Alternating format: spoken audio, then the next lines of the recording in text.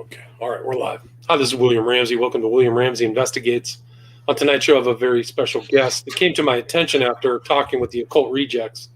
He goes by the Walrus or also Jacob Bacchus, but he's done a conversation about a figure that I'm interested in, John Dee. He was the 16th century, kind of really a magus, kind of a giant in that field, and I was curious about Enochian magic myself. That subject, so I'm delighted to have him. He's read a lot of books about the subject, so hopefully he can kind of guide us through the life of John Dee. So, Jacob, are you there? Yeah, I'm here. Awesome. Well, thanks for agreeing to the interview. For people who may not be familiar with you, can you talk a little bit about your background and how you became interested in this particular subject? Well, I first learned about him about 25 years ago when I was 18. When I first heard about Enochian magic, and that's why most people know of him these days, which is kind of a shame because John Dee's possibly one of the most interesting figures in history, but particularly like in the Anglosphere, American English history. Right. So, and what makes him that fascinating? I mean, he had the largest library in Europe at one point, right? Yes. And that was around the time in England. It was before Queen Elizabeth took the throne. And what was it? Late 1500s, I guess. And he was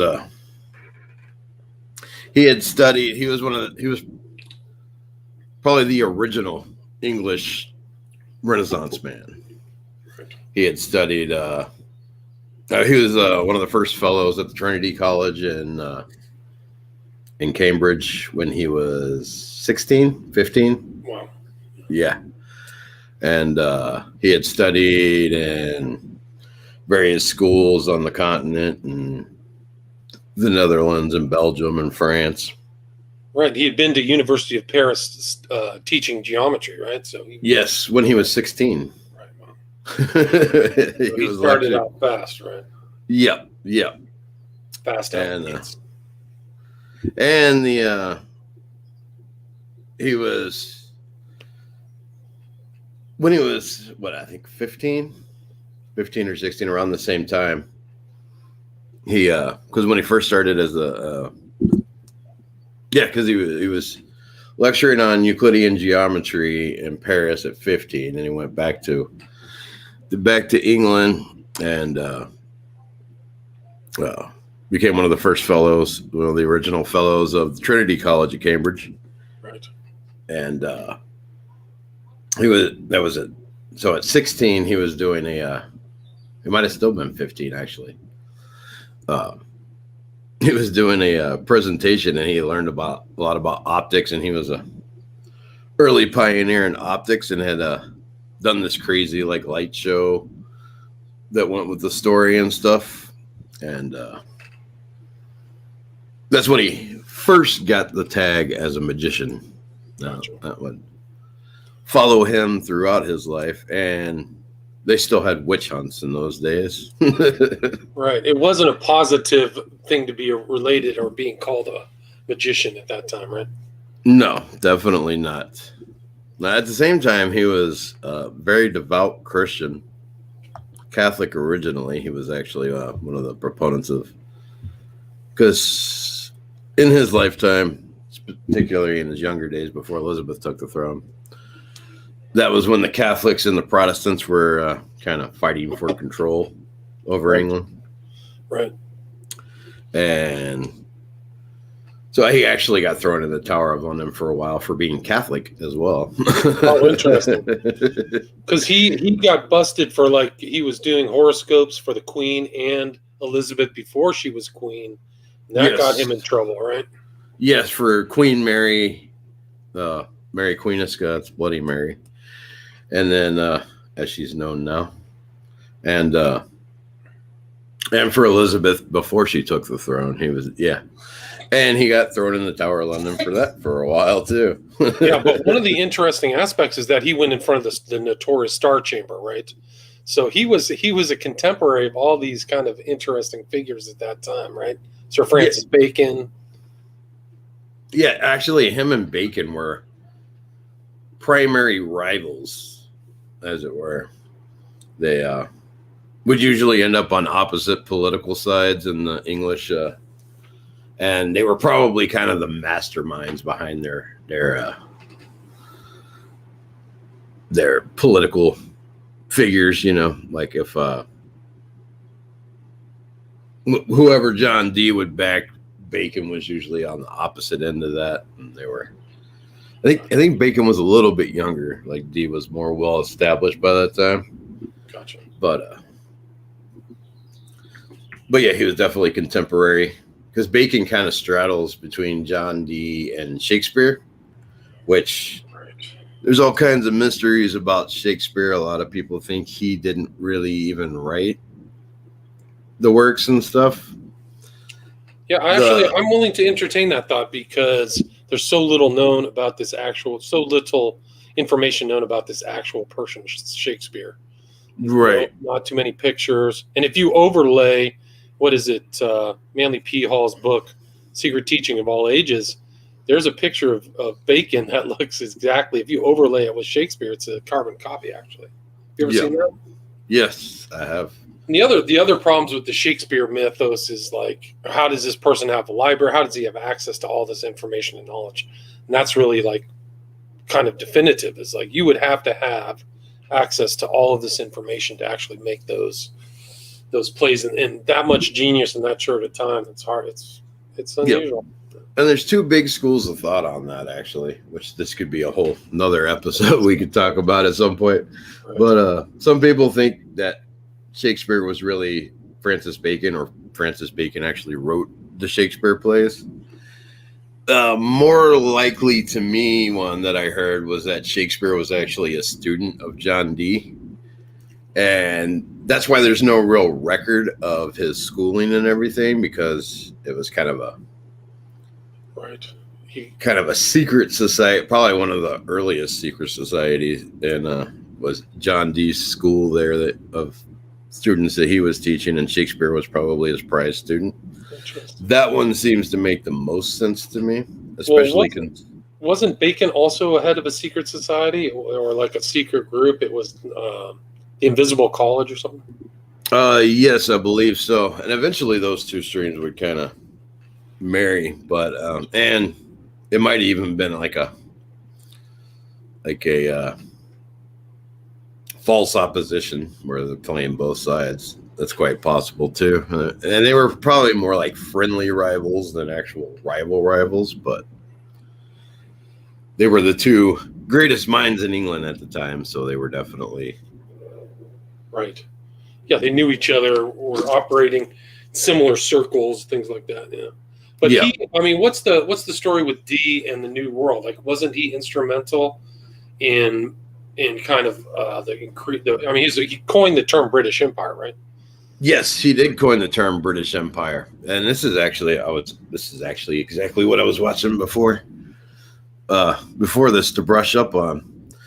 Because Queen Elizabeth was a Tudor, and the Tudors are Welsh, and the story goes when King Arthur died, it was prophesied that the British Empire would begin when the Welsh took the throne again. So when Queen Elizabeth came in, that ushered in, but this is according to John Dee. He wrote it in a book that was lost until 1977 called The Limits of the British Empire. Wow.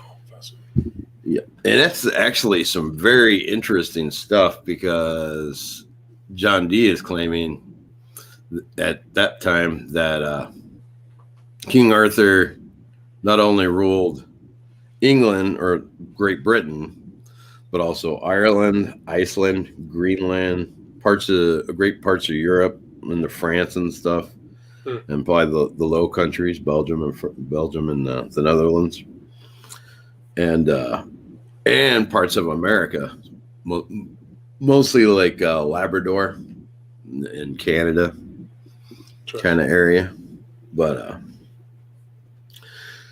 And then he lists several other. This is kind of how they established their. This is how Britain establishes their claim in America is essentially through John Dee's work in the limits of the British Empire. Yeah, so like everybody who's in the New World has some kind of like past genealogy going, not physical, but ideological back to Dee, right? So we're all here in the New World in part because of Dee's expansionism. Oh, definitely. And Dee, like later in life when he was traveling through all the various royal courts, particularly in Germany, because he spent a lot of time in Germany,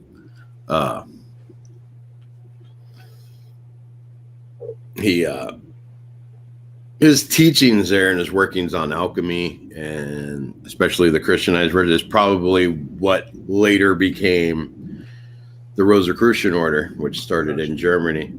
Right. So, yeah, I mean, wasn't there some claim that he was a Rosicrucian, but it couldn't be verified? I think it would be something like that. Well, the Rosicrucians didn't really pop up as a known thing until after he had died. Gotcha. But he was probably instrumental in spreading the teachings that became, because he was very heavily into Hermetic philosophy from a Christian perspective, because he was devoutly Christian, and that's pretty much Rosicrucianism in a nutshell, you know. Right. And he added in the alchemy, and that's pretty much. I mean, he was actually part of the Renaissance, so he was in contact with other Renaissance. I think it was Marsilio Ficino or something like that. Do you remember his name? Yeah. So he was kind of influenced by that. So it came out of the Florentine era of this incredible creation of all these new ideas, art, and stuff like that. So he was kind of part of that, or Dee was. Yeah, Dee was pretty much the one who brought the Renaissance to England. Gotcha. Yeah, for the most part. And he kind of, he was tempted to just increase his knowledge. And one of the interesting aspects of Dee is that he's this devout Christian who gets involved in scrying or talking to entities, right? Yes. And from our current perspective, that sounds weird that he would be really into science and devoutly Christian and into the sorcery stuff. But in his time, especially to him, there was no divisions of knowledge. He actually wrote a book called Monad Hieroglyphicus, I believe is the name of it. Monus Hieroglyphica, right? Monus Hieroglyphica. I got it backwards, but but he wrote that, and basically it's about a glyph that he was basically his shorthand for the entire universe, where it just talks about the unity of all knowledge. So that was his and that's why. So yeah, he lived at Mortlake and had the biggest library in England for sure at the time. Right, that's just outside of downtown London, right? So he's in London. It's on the Thames, yeah. So, yeah.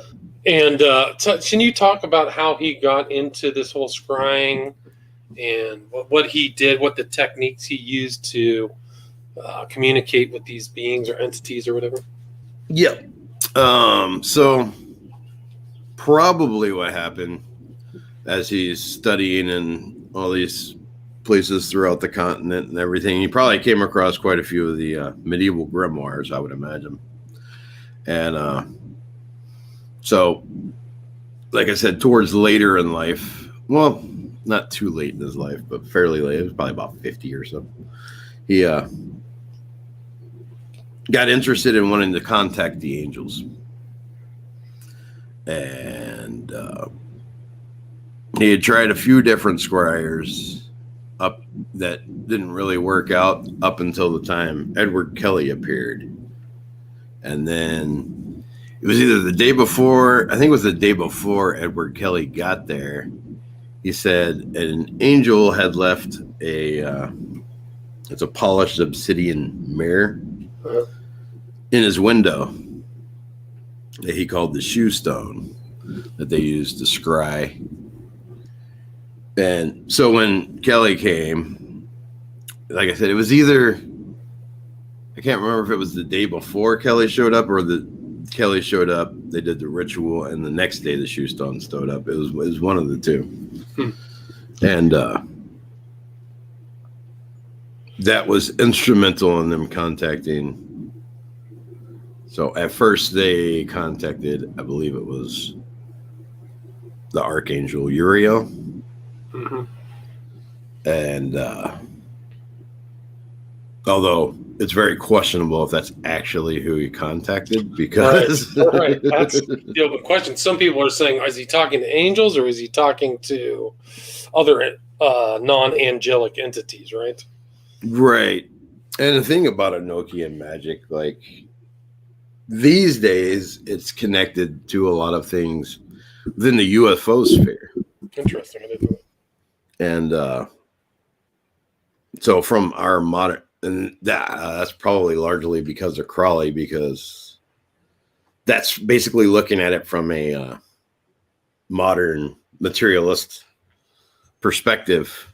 While in John Dee's time, he was looking at it from a Christian idealist perspective. Right. And he was like preparing himself to scribe by fasting, prayer.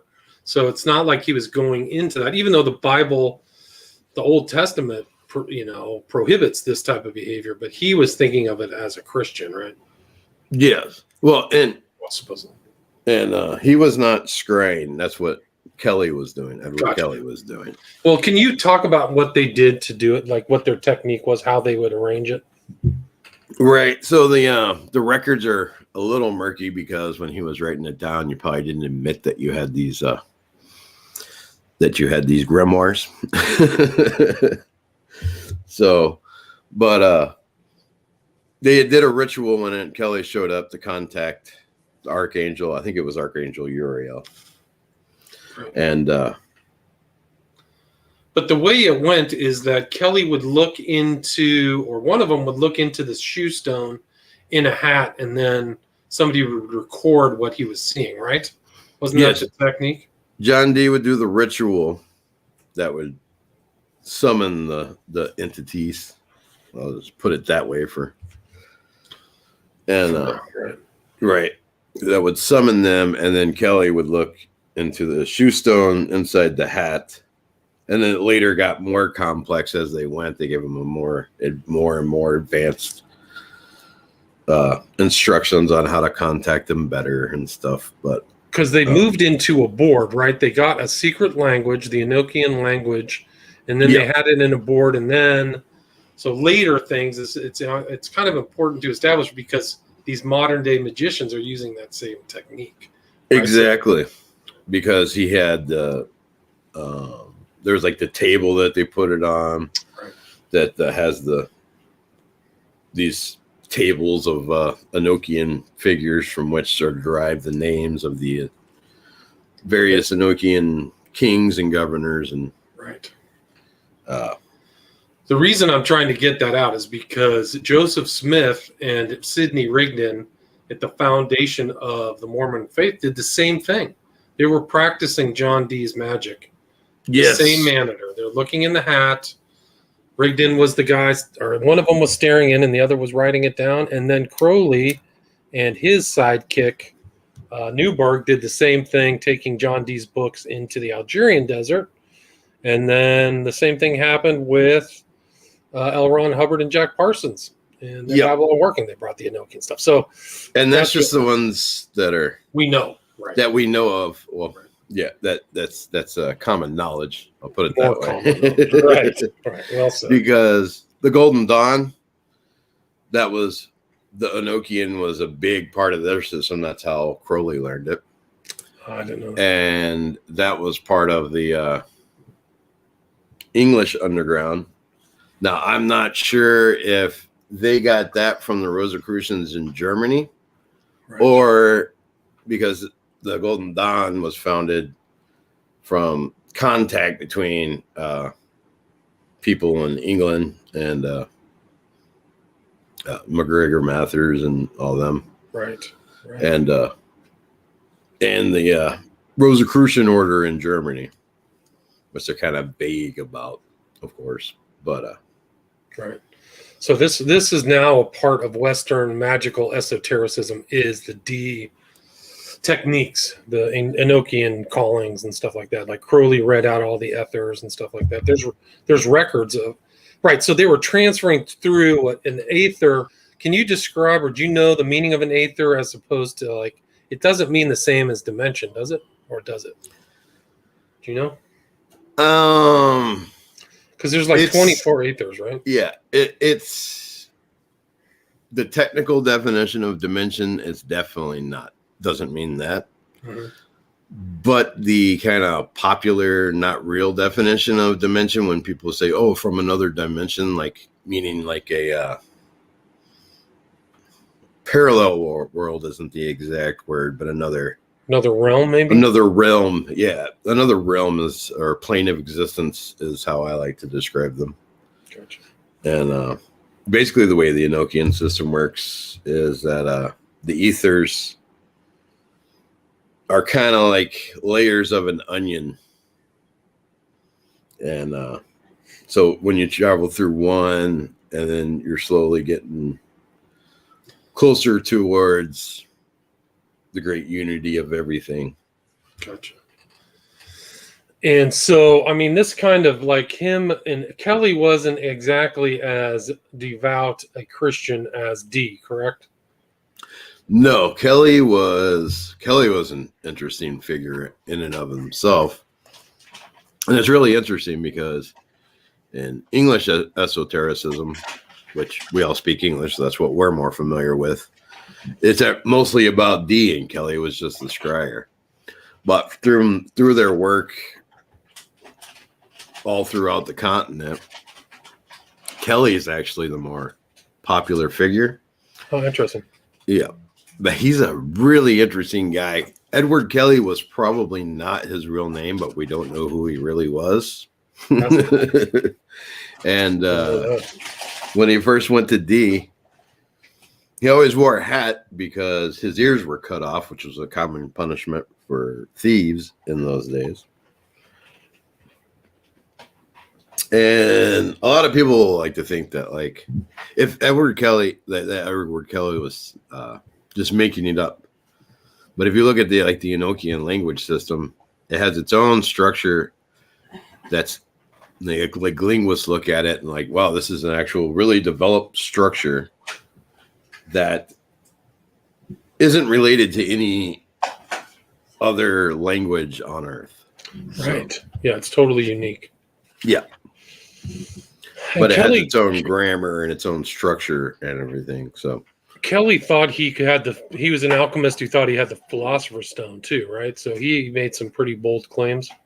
Yes, and that's actually why he is the more popular guy in European or continental esotericism. And that's basically when they were traveling around, they were contacting the angels, or quote unquote angels, the Enochian entities would be the best way to describe them. I wouldn't call them angels. And later, Dee's like, I don't think these are really angels. Yeah, well, I mean, maybe we can talk about his travels on the continent. I mean, because he was with Kelly taking these angels, but they were telling him to do stuff, and so-called angels, I should say, right? Yeah, so-called. And they were telling him a lot of things. Like, basically, they were telling him that they went to the court of Rudolph the First in Germany. Mm-hmm. And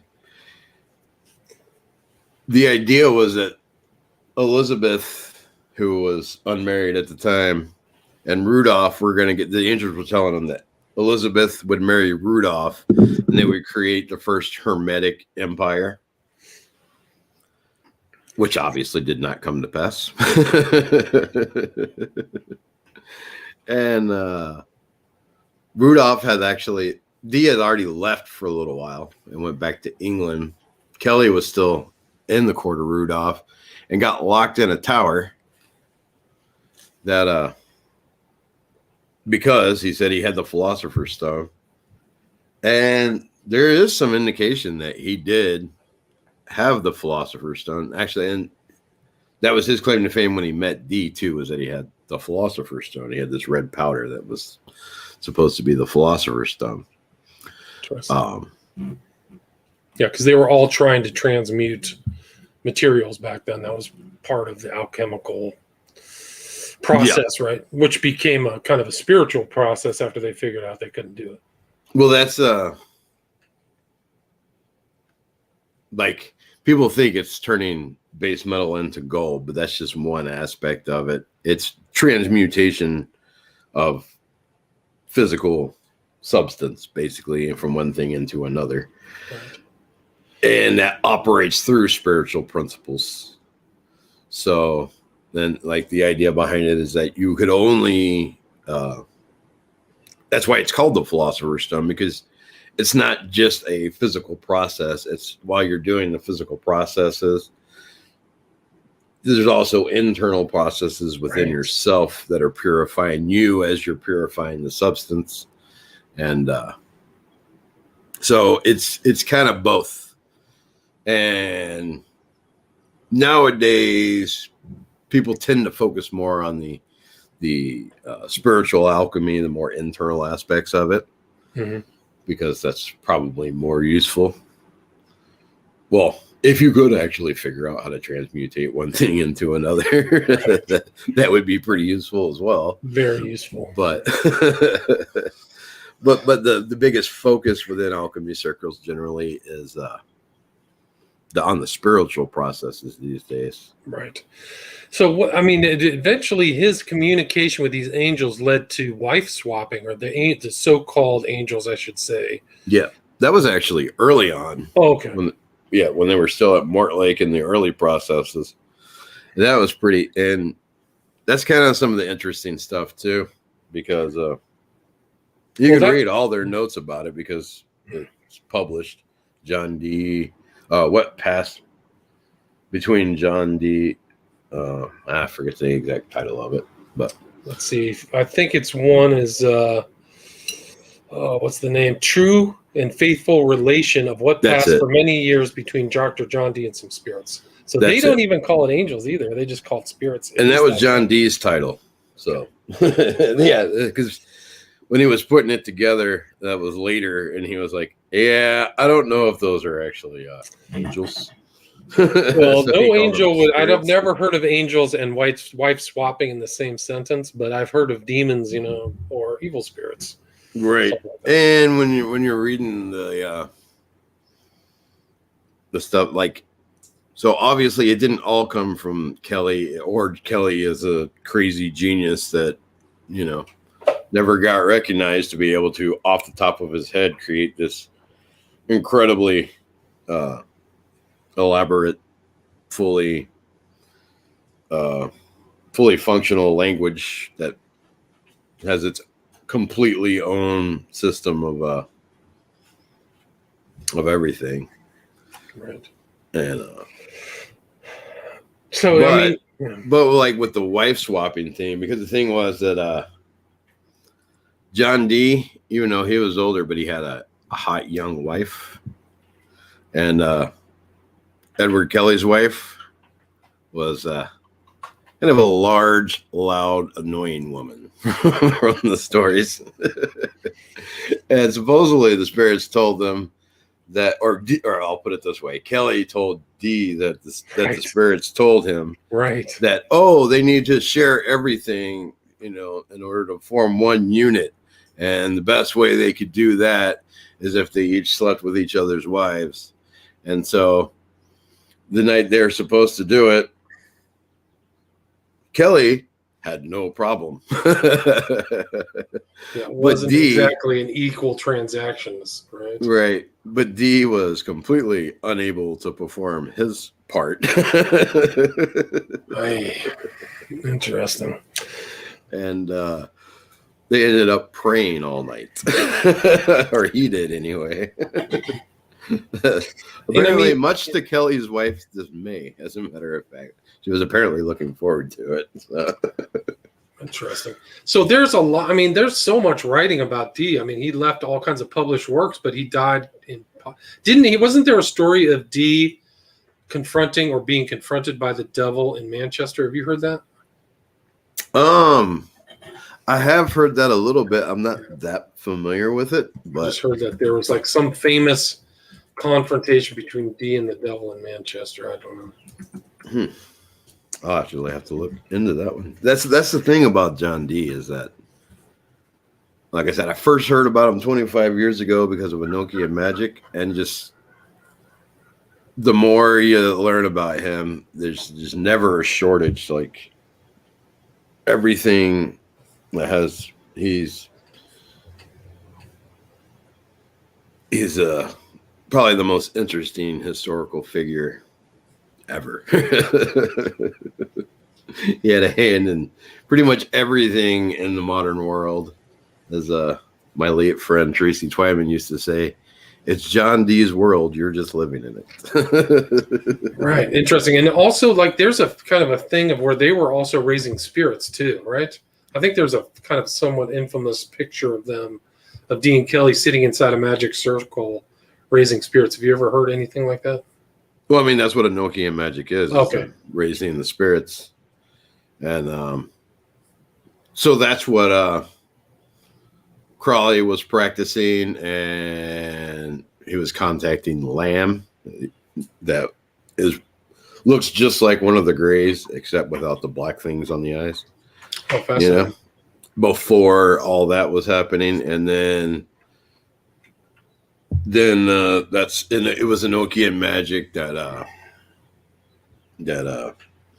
L. Ron Hubbard and Jack Parsons were performing in the Babylon ritual. That was an Enochian ritual.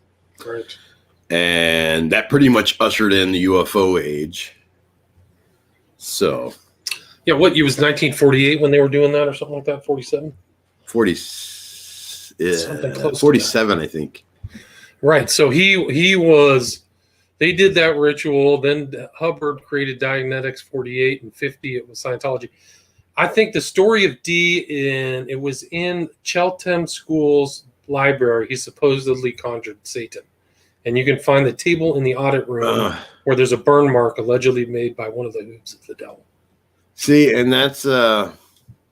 I do know what you're talking about now, and that was probably more of a smear campaign against him, because that was during a period of. I think that was around the time he was backing Queen Mary, and that was a very tumultuous point in English history, and so. Have you ever seen the picture of Dee? It's a painting of him in front of Queen Elizabeth, and he's performing an experiment or a ritual. Have you ever seen that? Yes. Yeah, very familiar with that one. Can you talk? Do you know much about that story or the story behind that?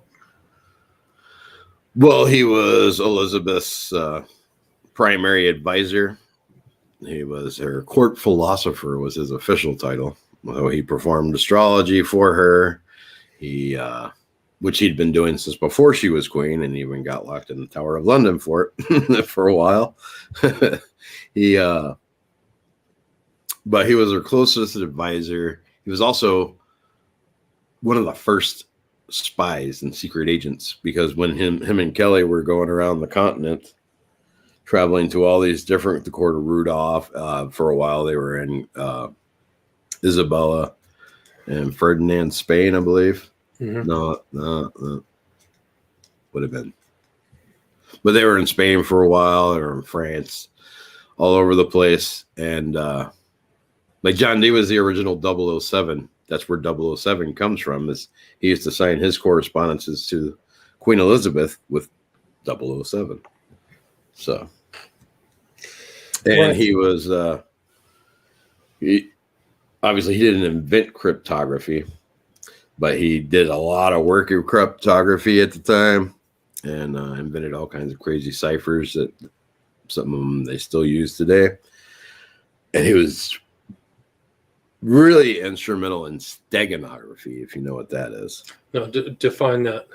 Right, like cryptography is where there's a message and it's encoded, but you can tell there's a message that's encoded. Steganography is where the message is in plain sight, but nobody would even realize it's a message unless you know what it means, and then it's speaking loud and clear to you. Right. It's like a message within a message, right? Yeah. Yeah. Which is yeah. So like if you know what they're talking about, you'll see it right away. But otherwise you won't even notice that there's something there. So right. And didn't Dee have something to do with like involvement with the Spanish Armada not being successful, or do you know? Are you familiar with that story? yes, very. As a matter of fact. Well, can you elaborate on it? Yeah. And that was through an Enochian magic ritual. I'll say allegedly, but I have reasons to believe that is accurate. But he and it's immortalized in Shakespeare's The Tempest, which is one of the reasons. As a matter of fact, really, if you're interested in the non-Enochian magic stuff about John Dee, there's a guy named James Allen Egan, who he actually runs the Tower Museum of Newport, Rhode Island. Interesting. Which he says was designed by John Dee, and that's some really interesting stuff too. But he actually wrote a book called how John Dee and Shakespeare co-authored The Tempest, or something along that line. Oh, interesting, fascinating. Yeah, he's quite a prolific writer, and I highly recommend them to anybody interested in this type of thing. Gotcha. But oh, chin up, Doug. You're in the RX Discord. That's very familiar with the RX guys. Gotcha. I stopped using Discord a while ago. But tell me the story. Tell me the story of Dee and Spanish Armada. Yeah. Well, you can talk about the Tempest too. Whatever you want. Well, it's the same story. Okay. So the Spanish Armada, which was the biggest naval fleet at the time, and they dominated the seas of the world. And there's a big thing between, they pretty much had dominated the British Navy up until that point. And they were all set to have a big giant showdown where the Spanish Armada was just going to wipe out the British Navy completely. And as right in that, what do they call it? The Irish Sea that's in between England and Ireland. And so they were right off the coast there. And because the majority of the British Navy was in port there, and the Spanish Armada was just going to come swoop in and tear it apart. And the night before that happened, allegedly, Dee performed a particular ritual, and a giant storm appears and sinks the majority of the Spanish Armada. And so then the British Navy easily defeated the Spanish Armada, and that's why the British Empire happened. Because the Armada went down in size, right, and then the English grew. Correct, the English. Right. Because it only sank the Spanish ships, and the British ships had somehow managed to escape it without any casualties. And so what was left of the Spanish Armada was easily defeated by the British Navy. And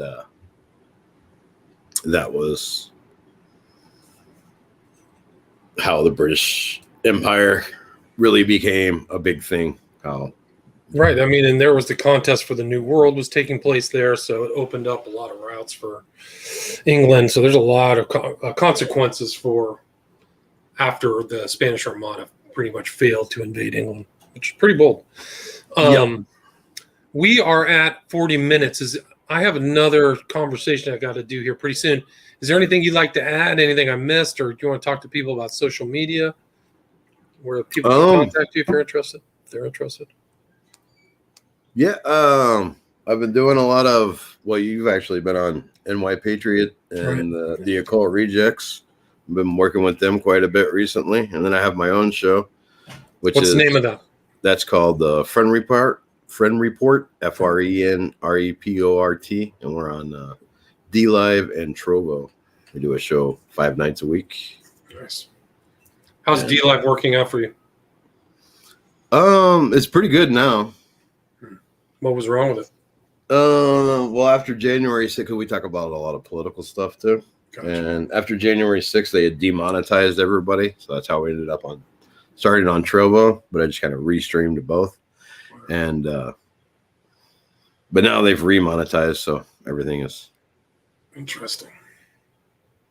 I got punted off of YouTube after January 6th. So yeah, I stopped streaming on YouTube right around January 6th, and I just privated all my videos so they didn't kick me off. But I just use it as like a repository. I don't even care if they got rid of it. I stream. I just use it, and then I got copies of everything. Yeah. Yeah. Well, that was a great conversation.